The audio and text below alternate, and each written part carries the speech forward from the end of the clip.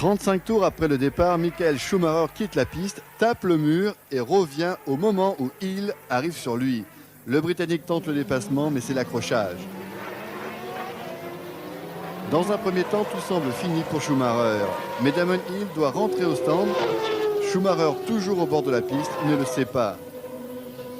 Damon Hill, lui, comprend très vite que sa chance est passée. La suspension avant gauche est trop endommagée pour qu'il puisse repartir. C'est un commissaire de piste qui annonce la bonne nouvelle à l'Allemand. Et c'est l'éternel contraste. La détresse du vaincu, la joie, la plénitude pour Michael Schumacher qui, dans des conditions incroyables, devient champion du monde. Je crois que j'ai connu aujourd'hui la seule grosse faute de cette saison. Je suis allé sur l'herbe et puis j'ai tapé le mur. Cette faute a failli détruire ma saison.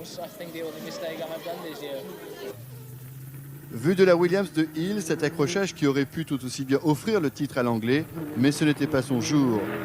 Damon Hill ne rejoint pas son père au palmarès, mais il reste fair play à la Britannique. Malheureusement, c'est la course. J'avais le désavantage d'aborder ce Grand Prix avec 1 point de retard. Je n'avais pas droit à l'erreur. J'ai fait ce que j'ai pu, mais la situation n'a pas tourné à mon avantage. Michael Schumacher dans les bras de Flavio Briatore. Le prodige allemand ne réalise toujours pas ce qui lui arrive. C'est difficile en ce moment de réaliser ce qui m'arrive et d'exprimer ma joie. Je n'y crois pas encore. Ce championnat, j'aurais dû le gagner beaucoup plus tôt. Le titre s'est éloigné, s'est approché, et le voilà que finalement il est à moi. Vraiment, j'ai du mal à y croire, c'est vrai. Retour à la course qui fut superbe. Schumacher est le mieux parti et tout de suite, il s'est positionné dans son sillage. On connaît la suite pour ces deux-là. L'autre héros, c'est Mansell. Il rate son départ et vire même un peu large. C'est le début d'une belle remontée pour le Britannique. Mansell ne cesse de revenir, parfois en étant à la limite, comme ici avec Häkkinen. Mika Häkkinen qui va sortir très violemment vers la fin de la course alors qu'il est en 3e position.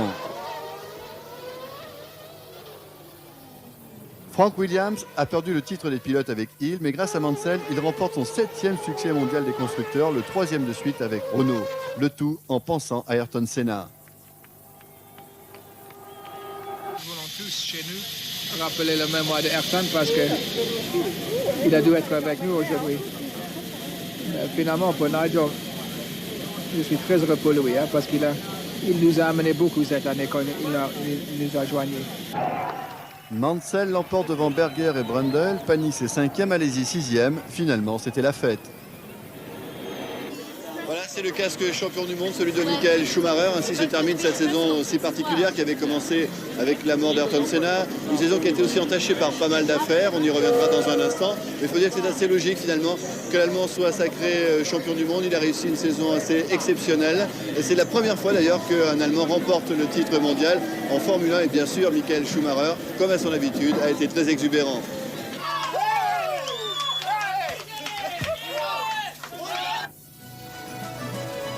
Depuis ses débuts sur les podiums, les démonstrations de joie de Michael sont toujours spectaculaires, comme un souffle de jeunesse et de fraîcheur. Depuis sa première victoire en 1992 en Belgique, c'est un total de 10 succès pour le surdoué allemand, qui en 3 ans est devenu champion du monde alors que Senna avait attendu 5 saisons et Prost 6. Mais ce bel enthousiasme a failli être brisé.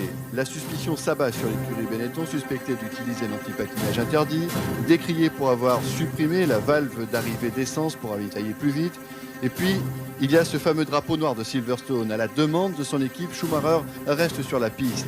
Ce refus aura de lourdes conséquences. 2 grands prix de suspension pour le pilote, rien pour l'écurie. De plus, les points du Grand Prix d'Angleterre lui sont retirés, ainsi que ceux de sa victoire en Belgique. La plaque de bois sous le fond plat n'est pas conforme.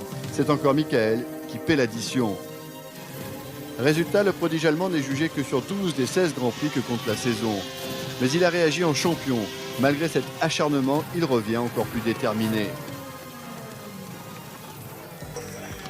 Au profit de tous ces événements, Damon Hill est revenu sur ses talons à un petit point, mais qu'importe. C'est encore plus excitant à vivre pour ce jeune homme de 25 ans, devenu en Allemagne aussi populaire que Boris Becker et qui gagne cette année 2 fois plus que lui. Schumacher a débuté aux côtés de Franzen au centre et Weidlinger à droite chez Mercedes. Il a profité à fond des conseils des anciens comme Maas et le voici devenu une superstar d'un sport qui en manque depuis la retraite de Prost et la disparition de Senna. Schumacher a du tempérament. On l'a dit, c'est un surdoué, mais c'est aussi un grand bosseur. Il est, de plus, redoutable en affaires. Il négocie avec son manager chaque course aux environs de 6 millions de francs. Et puis, dans le milieu de la course auto, le nom de Schumacher n'est pas près de s'éteindre. Son frère marche sur ses traces. À 19 ans, Ralf Schumacher participe, lui, au championnat allemand de Formule 3. Même sourire, quasiment le même casque et presque le même talent. Bref, tout réussit à Michael, passionné de bateaux et qui n'hésite pas entre chaque Grand Prix européen à sortir en mer avec Corinna, sa fiancée. Schum, ainsi qu'on l'appelle en Allemagne, a certainement signé un long bail avec le succès. Après Prost, après Senna, voici donc l'héritier. Je crois que j'aurai la possibilité de confirmer mon titre dans les années à venir, d'autant qu'avec le Renault, nous aurons le meilleur moteur l'année prochaine.